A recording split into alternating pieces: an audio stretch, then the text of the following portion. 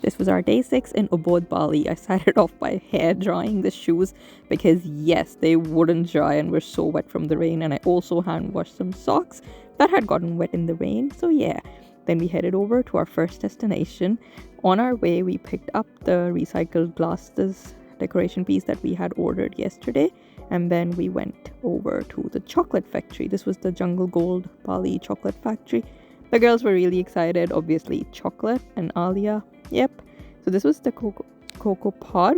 This is how they get the bean for the chocolate and make it. The factory was inside. We weren't allowed to step in because of obvious hygienic reasons, but we got to see a little bit of the process. And then there was this huge room with free chocolate testing happening, and as you can tell, everyone had the time of their lives.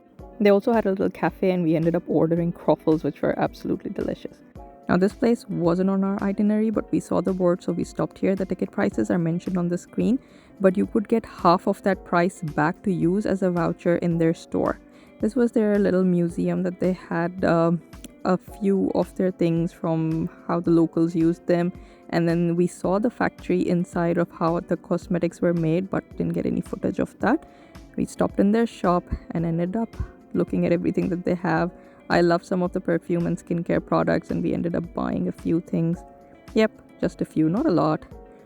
And then this was our next stop, the coffee plantation. We wanted to see how Luwak coffee was made. The person showed us the coffee beans, and then this is the animal civet. This usually eats the best coffee beans, and then these beans are then pooped out. Yep, pooped out. And then they are cleaned, roasted, grounded, filtered, and made into coffee. The coffee was absolutely delicious. We tried out different flavors of coffee. This was the Luwak coffee. We tried out other flavors as well, but none of them were as good. We also tried Bali coffee, different teas. We ended up purchasing some as well. Then we stopped for lunch at this place. It was a buffet lunch, and the food was just okay-ish. Nothing amazing, but they had a little bit of variety and things that we could eat. So we ended up doing that. But what was amazing about this place were the views. This was so beautiful. Honestly, most of the places in Bali did have amazing views, but this was just next level. You could see the rice plantations while eating, and for me, I think that was the best part of this experience. We then headed back to Ubud city and then stopped at this little shop called Vayan's shop. This was a really nice shop. They had a lot of local artists and their stuff displayed. There were statues, jewelries, woodworks, a lot of things.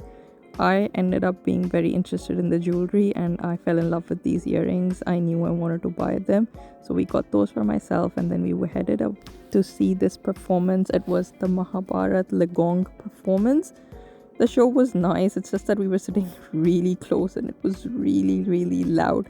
So that's Alia. But overall, the costumes were colorful. It was an interesting performance.